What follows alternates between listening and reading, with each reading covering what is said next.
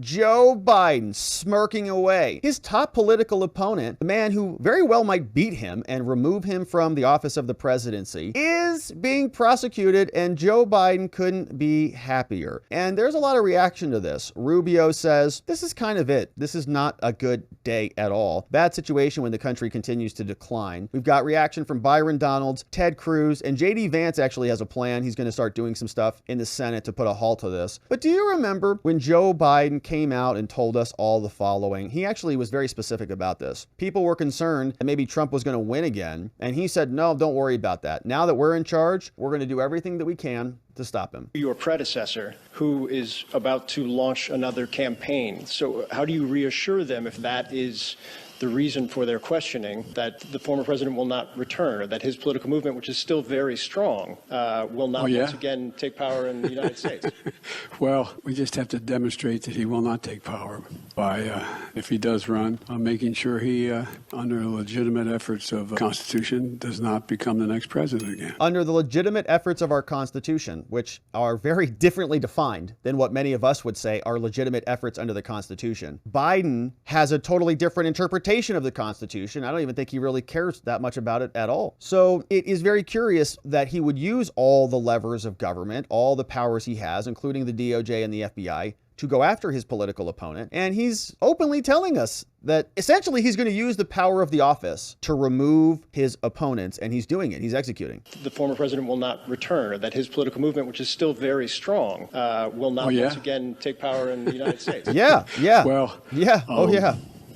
We just have to demonstrate that he will not take power by, if he does run, making sure he, under legitimate efforts of our Constitution, does not become the next president again. Yikes. All right, so that is going to come back to bite him in the butt. Now, Joe Biden got asked about it today as the arraignment unfolded right in front of his eyes. Here he was with the Secretary of NATO. And this meeting was rescheduled because Joe Biden had an emergency root canal yesterday. He was supposed to meet with Jen Stoltenberg yesterday, but Joe Biden had a root canal, just like America's having a root canal under his administration. And now he has rescheduled his meeting. And as the meeting ends, he gets asked a good question. And watch his little smirk as he enjoys. Mr. President, have you read the Trump indictment, sir? Everyone, thank you very much. Do you agree with Dr. Biden that she was surprised Republican? Thank you very much, everyone. We're going to begin exiting this way. Thank you, everyone, very much. Everyone, please move this way. Joe Biden's very happy about it, not commenting on it. He just sits around, I have no idea what they're doing over there at the DOJ. I have no idea. No, I'm totally separated. I am not monitoring my own Justice Department as they shatter historical precedent in this country. So some people are very concerned about it. Marco Rubio is one of them. And here he was explaining why this is such a big problem. How this will all play out, this is not going to be a 6-month thing. I mean, this is going to drag on right through the election season, irrespective of what happens in the primaries, and further divide the country and take us away from the things we should be focused on. Could I just one quick follow-up to that, Senator? Yep. So do you believe he should still be running in the middle of all this? Should it drag out that long? Yeah, if you're Donald Trump, and he's made it very clear, he believes he's done nothing wrong. He believes that's his position. That's the position his lawyers are going to outline in court. Why would he drop out of a race? But I also think you have to understand this. This guy's now been repeatedly targeted. I mean, this is not in a vacuum. This is constant. From the day... Somebody should tell that to Bill Barr. He had a difficult time remembering that yesterday when he was talking about this. He said, gosh, yeah, Trump has been absolutely harassed for years. Crossfire Hurricane, everything in 2020, the list goes on. And there's been multiple people who were at the FBI, no longer at the FBI because of their involvement. But Barr,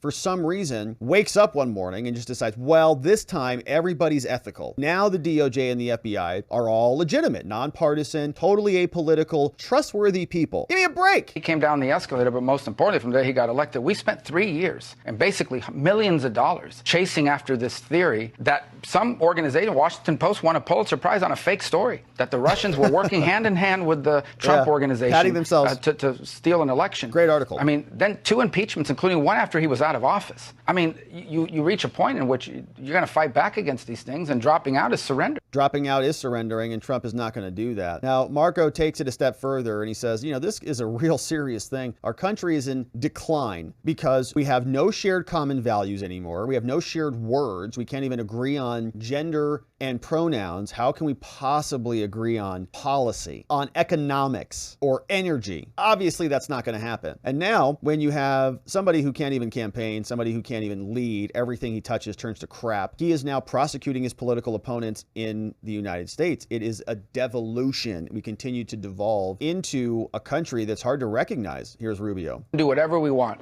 We can undertake a cultural hysteria, a ridiculous cultural hysteria that plays out. We had a lady or a man that now claims to be a lady going topless at the White House 2 days ago at a Pride celebration thing. I mean, we can do whatever we want. We can be as decadent as we want in our society and our culture. We can break our politics. We can take our institution and weaponize them for political purposes on both sides. You think this ends here? The next Republican president is going to be under tremendous pressure to bring charges and indict Joe Biden, his family, his crackhead son, whoever. The pressure is going to be extraordinary. They're going to turn us into, so we're decadent and we're in decline because we thought we could do anything we wanted with our economy. We could send our jobs and factories overseas, break our politics, break our culture, break our society. We don't need parents. We don't need neighborhood. We don't need family anymore. All these crazy ideas. And now reality's catching up and it's hurting us badly. And today is frankly just a symptom of a much bigger problem which you talk about here, and that is we no longer live in that world. We need to understand America's being challenged in a way it hasn't been challenged in 30 or 40 years, and we either respond or we are going to live in a world in which the most powerful and stable country in the world is going to be China, a communist dictatorship, not the United States. He is unfortunately dead right about that. Our country is losing its ability to do anything. State capacity is falling rapidly. And this is something we talk a lot about on our locals, on our member-only streams, is these other stories about people who can't even build bus stations in San Francisco or LA costing $200,000 to put up a piece of metal. It's embarrassing and it's a joke, and the Chinese can execute. Whether you agree with them or not, they can execute. There are stories of them building train centers in like 9 hours. They bring,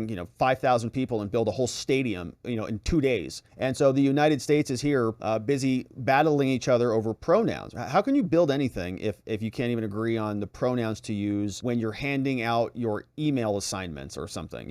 It is totally insane. And we also have now a Justice Department that is breaking eras of historical precedent in order to remove somebody who has a better solution. Okay, that's the point here. The Democrats have one solution. Joe Biden presents a solution to America. Trump provides a different solution. America can make a decision. Let us pick. If America wants, as the Democrats say, classified documents hoarder, somebody who just is so reckless with these things, dropping them all over the floors at Mar-a-Lago, if America wants that person in, why don't we just go ahead and vote for him? But they know that what he offers is better than what they offer. So they've got to remove him from the field. It's the only way for them to win. And this is the same pattern happening on a much bigger scale that we've seen previously. They don't want to debate you on Twitter or Facebook. They don't want to talk to you about COVID policy. They want to shut you up and lock you down and say that their ideas are better and trust the science. But when all of this adds up, their sale is much worse than the other side's sale. And so just like people were suspended, thrown off the social media platforms, they're trying to deplatform Donald Trump from American politics and American civil life. And Rubio recognizes what a disaster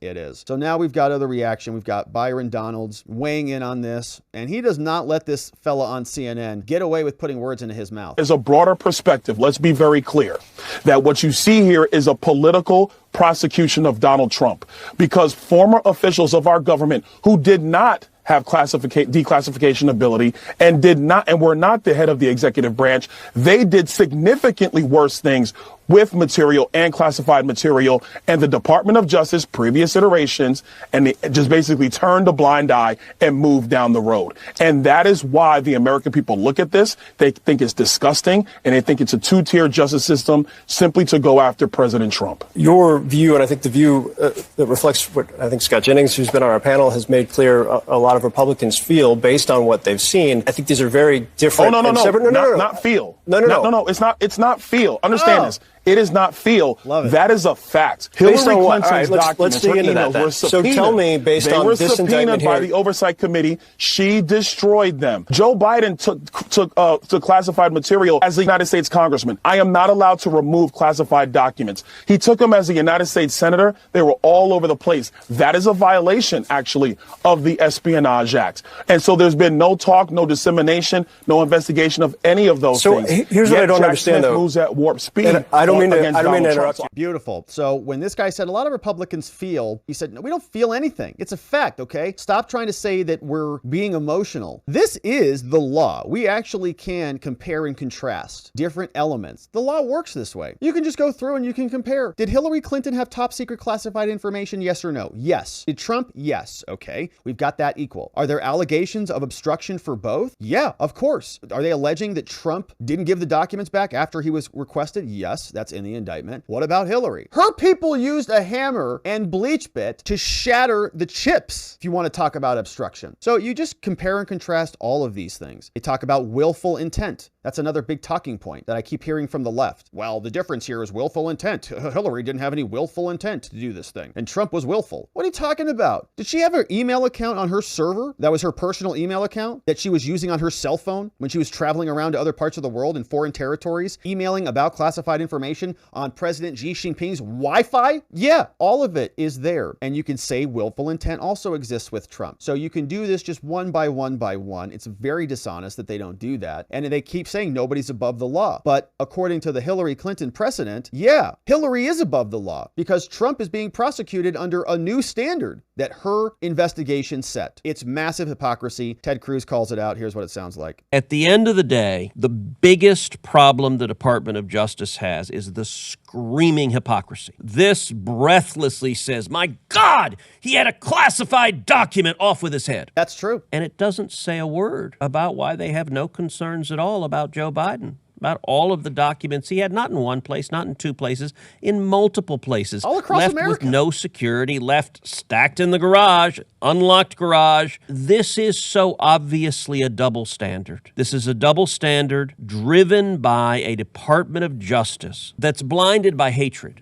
I think they've convinced themselves that Trump actually is Adolf Hitler. And so nothing else matters. If you're going after Hitler, everything is justified. It's all fair. And, well, yes, Joe Biden did the same thing. Well, yes, Hillary Clinton did the same thing. But they're not Hitler. This is how their thinking goes. They're not Hitler, so it's fine. We like them. They're on our team. So it's not a crime if they do it. But boy, isn't this a good excuse to go after the devil. Looking at this indictment, I think the same thing today that I thought last week when it was announced. This is garbage. It is garbage, Ted. He's dead right about that. So I think the double standard is a problem for them. I think it's not a big problem for them. I don't think they care about really what anybody thinks. They're moving forward. They know that they can take this prosecution and the mainstream media is mostly going to comply and be happy about it. Even Fox News was kind of strange today, almost giddy that Trump is being prosecuted. So they are executing, and now we've got J.D. Vance who has a solution. Maybe Merrick Garland can be made to play ball a little bit if they stonewall and slow down all of his nominees. Hey guys, J.D. Vance here. I'm out on the steps of the U.S. Capitol, and I've heard from a lot of people that they're so frustrated, as I am, with the fact that Merrick Garland has used the Department of Justice for politics instead of law. And I think it's time we stop just whining about this problem and debating this problem and actually do something about it. So I've announced today that I will be holding all Department of Justice nominees that Merrick Garland will use, if confirmed, not to enforce the law impartially, which is his duty, but clearly to harass his political opponents. I think that we have to grind this department to a halt until Merrick Garland promises to do his job and stop going after his political opponents. Donald Trump is just one and in the most recent example of the fact that Merrick Garland uses his department for political purposes. We have Catholic fathers harassed for their pro-life activism. We, of course, have violent criminals walking the streets after the 2020 summer of riots. And if you're letting the violent criminals go free and you're harassing Christian parents for their political activism, you're not engaged in justice, you're engaged in politics. Let's be honest about that fact, and let's make this department work a little bit more slowly until Merrick Garland changes course and actually does his job the right way. Thanks, JD. I think that's a good statement. It's time the Republicans do something about this, and we know that many people in the Senate just refuse to. In fact, Mitch McConnell and other leaders in the Senate have declined because they want the process to play out. We know they hate Trump.